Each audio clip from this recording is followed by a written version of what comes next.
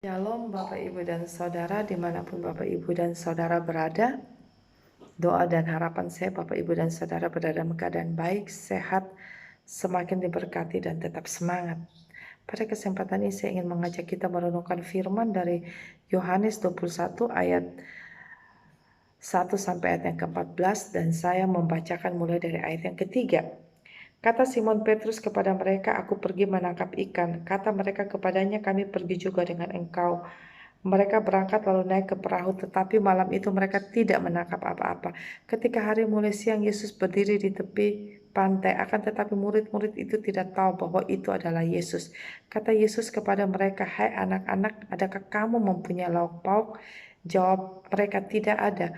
Maka kata Yesus kepada mereka, "Tebarkanlah jalamu di sebelah kanan perahu, maka kamu akan peroleh." Lalu mereka menebarkannya dan mereka tidak dapat menarik lagi karena banyaknya ikan. Maka kata murid yang dikasihi Yesus itu kepada Petrus, "Itu Tuhan." Ketika Petrus mendengar bahwa itu adalah Tuhan, maka ia mengenakan pakaiannya, sebab ia tidak berpakaian lalu terjun ke dalam danau. Murid-murid yang lain datang dengan perahu karena mereka tidak jauh dari darat, hanya kira-kira 200 hasta saja, dan mereka menghela jala yang penuh ikan itu. Ketika mereka tiba di darat, mereka melihat api arang dan di atasnya ikan dan roti. Kata Yesus kepada mereka, "Bawalah beberapa ikan yang baru kamu tangkap itu." Simon Petrus naik ke perahu lalu menghela jala itu ke darat, penuh ikan-ikan besar 153 ekor banyaknya. Dan sungguh pun sebanyak itu jala itu tidak koyak. Kata Yesus kepada mereka, "Marilah dan sarapanlah." Tidak ada dari antara murid-murid itu yang berani bertanya kepadanya, "Siapakah engkau?" Sebab mereka tahu bahwa ia adalah Tuhan. Yesus maju ke depan, mengambil roti dan memberikannya kepada mereka. Demikian juga ikan itu. Itulah ketiga kalinya Yesus menampakkan diri kepada murid-muridnya sesudah ia bangkit dari antara orang mati. Bapak, Ibu, dan Saudara, kita akan merenungkan firman Tuhan ini dengan tema kehadiran Yesus mengakhiri kekecewaan hidup. Nah, bicara tentang kekecewaan, siapapun bisa kecewa. Dan kekecewaan itu bisa terjadi karena impian yang kandas dan harapan yang terputus. Dan berdasarkan Yohanes 21 ayat 1 sampai ayat yang ke-14, saya menemukan ada 3 sikap yang harus kita miliki supaya kita dapat mengakhiri kekecewaan hidup. Dan saya berharap Alkitab saudara tidak ditutup dan kita akan melihat satu persatu. Sikap yang pertama yang harus kita miliki supaya kita dapat mengakhiri kekecewaan hidup adalah jujur di hadapan Tuhan. Saudara perhatikan ayat yang ke-4 dan ke-5. Ketika hari mulai siang, Yesus berdiri di pantai. Akan tetapi murid-murid itu tidak tahu bahwa itu adalah Yesus. Kata Yesus kepada mereka, "Hai anak-anak, adakah kamu mempunyai lauk pauk?" Jawab mereka, "Tidak ada." Nah, murid-murid ini sebenarnya mengalami kekecewaan karena harapan mereka untuk mengikut Yesus seolah-olah sirna. Karena dengan mata kepala mereka sendiri mereka melihat Yesus mati di atas kayu salib. Dalam kondisi demikian, Simon Petrus berkata, "Aku pergi menangkap ikan." Lalu murid-murid lain juga ikut. Tetapi Alkitab memberitahukan bahwa selama semalaman mereka tidak menangkap apa-apa. Dalam kondisi demikian Yesus berdiri di pantai. Tapi mereka nggak tahu itu adalah Yesus. Lalu Yesus bertanya kepada mereka, "Hai anak-anak, adakah kamu mempunyai lauk pauk?" Dan walaupun mereka tidak tahu yang bertanya itu adalah Yesus, tetapi mereka memberikan jawaban yang tepat bahwa mereka tidak memiliki lauk pauk. Nah, jawaban yang jujur itu adalah langkah awal untuk mengakhiri kekecewaan hidup. Saya tidak tahu apa bentuk kekecewaan yang Bapak Ibu alami pada saat ini. Tetapi saya ingin mengatakan apapun itu, marilah kita datang kepada Tuhan. Kita mengakuinya ke hadapan Tuhan karena kita tahu bahwa Tuhan kita Allah yang peduli dengan segala macam persoalan dalam kehidupan kita, termasuk kekecewaan yang mungkin masih kita simpan di dalam hati kita. Ini sikap yang pertama. Dan sikap yang kedua supaya kita dapat mengakhiri kekecewaan hidup adalah taat kepada Tuhan. Saudara perhatikan ayat yang ke-6. Kata Yesus kepada mereka, "Tebarkan jalamu di sebelah kanan perahu, maka kamu akan peroleh." Lalu mereka menebarkannya dan mereka tidak dapat menarik lagi karena banyaknya ikan.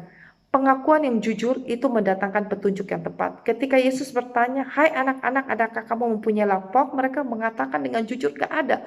Lalu Yesus memberikan petunjuk, "Tebarkan jalamu di sebelah kanan perahu." Sebenarnya petunjuk yang diusulkan oleh Yesus ini harus dipertimbangkan. Kenapa dipertimbangkan? Karena dari segi waktu, mereka sudah semalaman di laut. Dari segi pengalaman, mereka mantan-mantan nelayan. Jangankan di sebelah kanan, sebelah kiri, sebelah atas, bahkan keliling danau, sudah mereka tebarkan. Lalu sekarang tiba-tiba ada orang asing yang memberikan petunjuk, tebarkan jalamu di sebelah kanan perahu, lalu kamu peroleh. Nah, tapi Alkitab mencatat sekali lagi, Alkitab mencatat bahwa murid-murid tidak protes, murid-murid tidak marah. Biasanya kalau sudah semalaman di laut mungkin capek, biasanya gampang emosi begitu.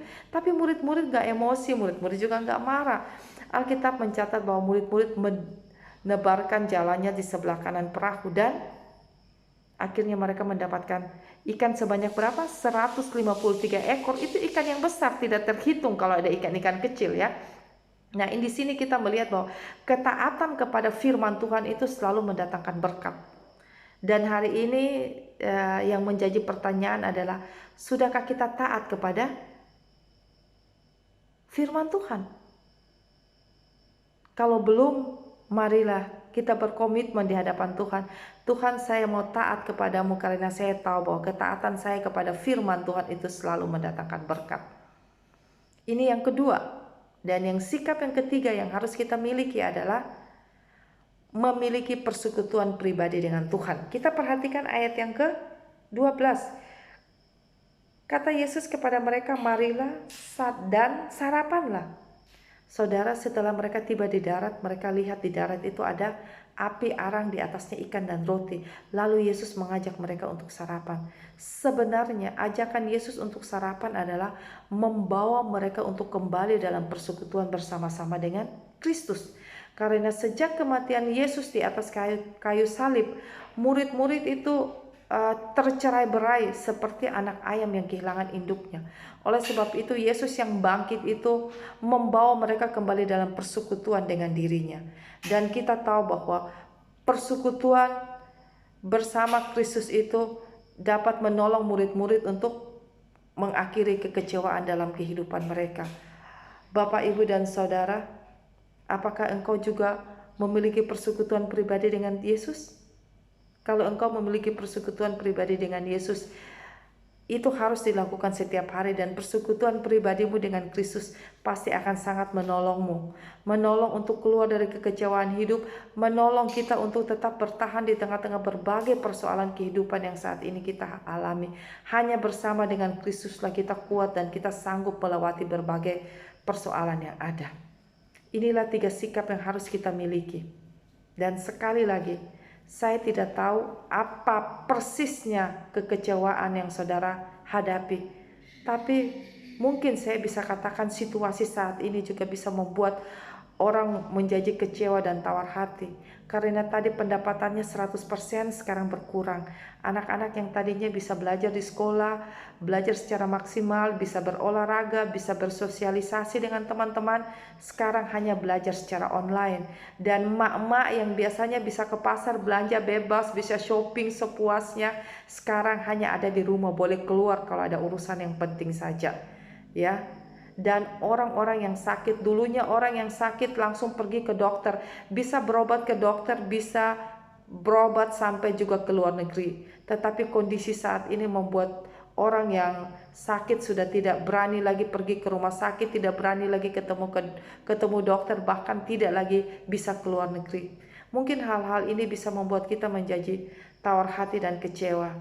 Tetapi marilah kita datang kepada Tuhan dengan sikap yang jujur, dengan ketaatan penuh kepada firman Tuhan, dan dengan memelihara persekutuan pribadi, maka akan sangat menolong kita untuk keluar dari kekecewaan hidup dan memampukan kita untuk bertahan dalam menghadapi berbagai persoalan yang ada. Biarlah firman Tuhan saat ini memberkati Bapak, Ibu, dan Saudara, dan saya mau berdoa untuk kita semua. Bapa dalam sorga, kami bersyukur kami boleh belajar kebenaran firman Tuhan. Dan apapun bentuk kekecewaan yang mungkin kami rasakan pada saat ini, biarlah kami bawa kepada Tuhan, karena kami tahu kami bisa datang dengan sikap yang jujur, kami boleh belajar taat kepada firman Tuhan, dan kami memelihara persekutuan pribadi dengan Tuhan.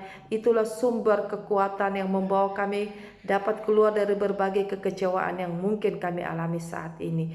Terima kasih Bapa. Hamba juga mau berdoa bagi semua kami yang mungkin saat ini sedang bergumul, baik dengan usaha pekerjaan, Tuhan bukakan jalan. Kalau ada dari kami yang bergumul dengan sakit penyakit, Tuhan Engkau jamah, Engkau sembuhkan. Kalau ada yang bergumul dengan masa depan, biarlah Tuhan juga membukakan jalan, memberikan masa depan yang terbaik. Terima kasih Bapa, dalam nama Tuhan Yesus kami berdoa, mengucap syukur dan menyerahkan setiap pergumulan kami ke dalam tangan-Mu. Dalam nama Tuhan Yesus Kristus kami berdoa, amin.